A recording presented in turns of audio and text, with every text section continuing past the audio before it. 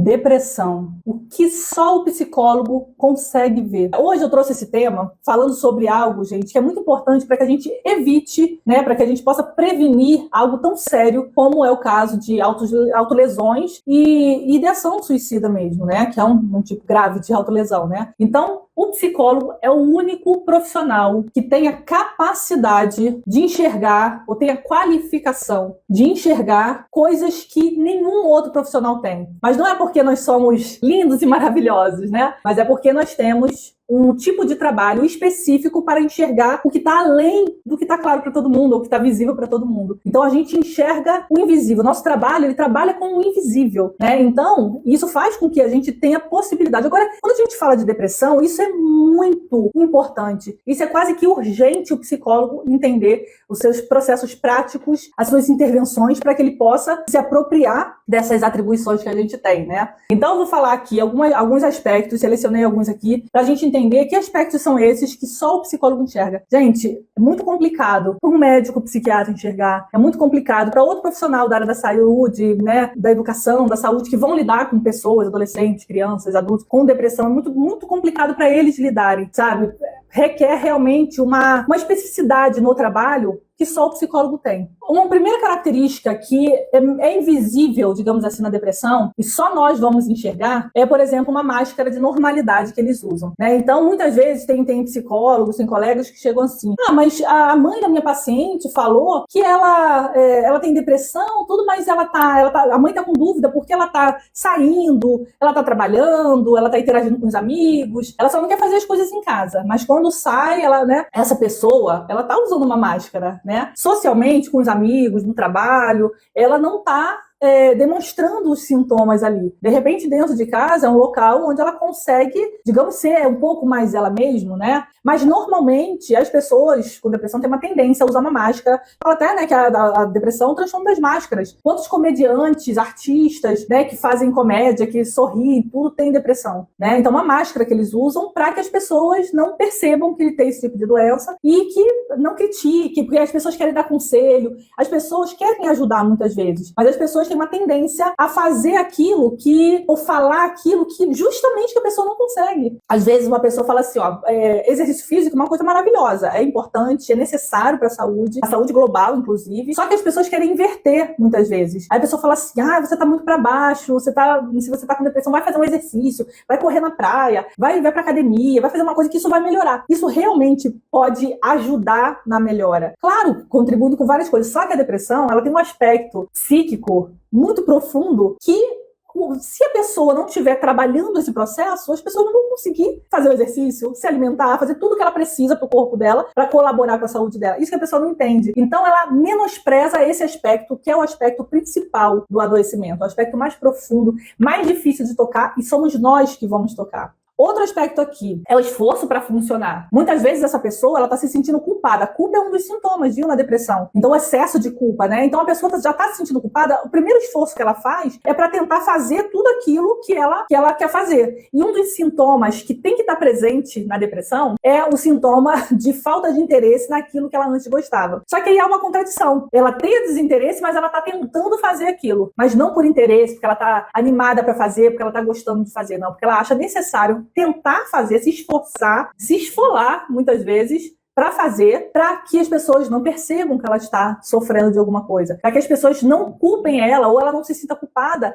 de não estar conseguindo produzir, não estar conseguindo fazer, né? E claro que isso vai levar, né, a uma bola de neve que vai crescendo, esse sofrimento dela vai crescendo. Outra coisa, é um isolamento disfarçado, isso acontece muito, né? A pessoa está ali no trabalho, ela está ali e tudo mais, e ela aceita os convites, aí chega em cima da hora, ela desmarca. Tem um exemplo disso, né? Desmarca em cima da hora. Caramba, aconteceu um problema aqui, não vou conseguir ir. As pessoas no dia a dia, elas estão percebendo, aconteceu um imprevisto lá com ela não veio. Na verdade, ela está se isolando, porque faz parte, né, de um dos sintomas da depressão, esse isolamento, né? Só que a pessoa com depressão, ela vai tentando disfarçar até lá onde consegue, até ela conseguir. E normalmente as pessoas estão vivendo a vida, elas não estão prestando muita atenção, elas não estão conseguindo entender mais profundamente que essa pessoa está passando por um problema. Outra coisa que é muito perigosa, que acontece muito, é o uso de substâncias, gente, como automedicação. Esse uso de substância está muito ligado, né, a uma das comorbidades com a depressão, né, que é o uso, ou a comorbidade com o uso de substância, ou um tipo específico de depressão, que é a depressão por uso de substâncias ou medicamentos, né? Então, essas pessoas têm a tendência de usarem como fonte de alívio, né? A gente sabe que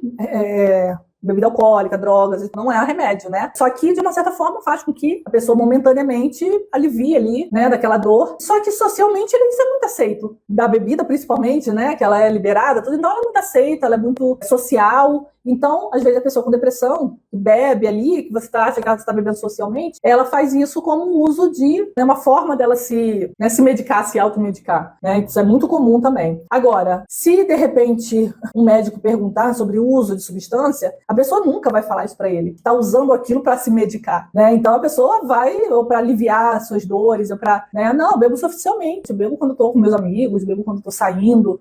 Pensamentos negativos persistentes, só que escondidos. A pessoa não vai compartilhar suas ideias, não vai compartilhar o que pensa. Tem uma paciente minha que fala muito isso, né? Eu evito, ela fala que ela está evitando fazer amizades ou se conectar com as amizades porque as pessoas não vão aceitar e não vão querer ouvir a opinião delas. Ela está cansada de mentir. Então ela está se afastando dos amigos porque os amigos não escutam, né? Tipo, toda vez que ela fala o que ela pensa, as pessoas se escandalizam, as pessoas, tipo, querem levantar o astral dela, né, como se fosse só uma bobeira, né, uma opinião boba, né? Então, as pessoas não conseguem se conectar com as verdades dessa pessoa, né? E esse fundo do poço que a pessoa com depressão entra, ela é a forma que essa pessoa encontra de emergir. Mas para isso, ela tem que mastigar, ela tem que digerir aquela forma de pensar, aquelas opiniões. Só assim ela tem a possibilidade de ter algum insight, alguma resolução, algum entendimento e autoconhecimento com relação àquilo que ela está sentindo e pensando sobre ela, sobre o mundo, sobre as pessoas. Só que as pessoas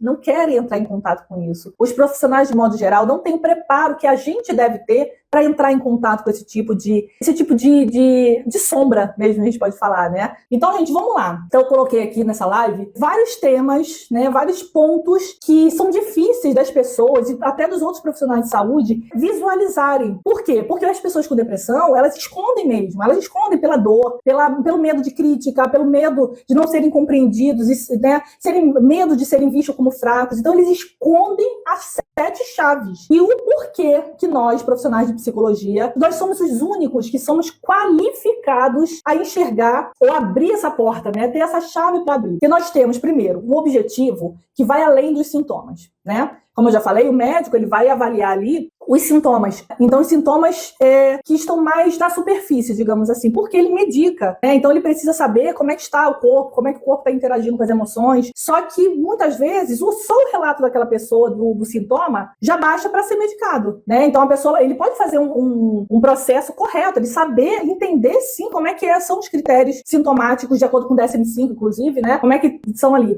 Só que ele não tem uma característica e intervenções são próprias do profissional de psicologia para que a gente vá além. A gente descubra, inclusive, quando a pessoa não está falando a verdade, né? A gente não é nenhum detector de mentira, a gente não é mágica, não tem bola de cristal, nada disso. Mas a gente faz um tipo de intervenção logo de cara, né? Que é um tipo de intervenção técnica que a gente tem, é de acolhimento e de escuta, que faz com que propicie, né, a gente a fazer com que aquela pessoa consiga falar a verdade pra gente. E, gente, tem técnicas, tá? Acolhimento na nossa área não é olhar com cara bonitinha, não é botar a mão na mão, não é abraçar a pessoa, não é falar palavras bonitas. Isso não é acolhimento na nossa área, tá? Acolhimento na nossa área tem técnica. Então, por isso que transtornos como a depressão, os transtornos depressivos, de modo geral, só o psicólogo consegue enxergar, de fato, o que pode estar acontecendo com essa pessoa. Que é o psicólogo que sabe acolher, que sabe escutar tecnicamente, né? Escutar tecnicamente também é uma intervenção técnica que a gente tem. Só esse profissional vai conseguir levar essa pessoa para uma avaliação correta, a ter um diagnóstico realmente correto.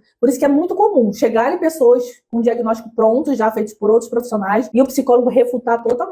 Porque com outros profissionais, eles não tiveram a predisposição de falar tudo que falou pra gente, né? Então, a gente não tem um que a mais só, não. A gente tem técnicas voltadas para isso, né? Então, a gente tem realmente um trabalho técnico, um trabalho prático que propicia a pessoa a falar a verdade pra gente, a falar o que realmente importa. Então, gente, eu espero que essa live possa ter ajudado vocês a refletirem sobre isso e se empoderarem também sobre a sua prática e refletirem também nas né, algumas questões que a gente trouxe aqui com relação à avaliação de pessoas com depressão, né, que a depressão é mais associada ao suicídio, né, então a gente tem que estar muito atenta, né, a gente não traz esse assunto só em setembro, né, porque a gente é o programa Depressão 360, então a gente é focado nisso 365 dias por ano, né, então a gente está sempre fazendo eventos, daqui a pouco vai estar vindo aí também o nosso workshop, né, ou seja, a gente está sempre fazendo eventos que trazem esse tema é o tema base do nosso programa, né? É a depressão e o suicídio, são os temas básicos que a gente traz, e a gente acredita que se o psicólogo consegue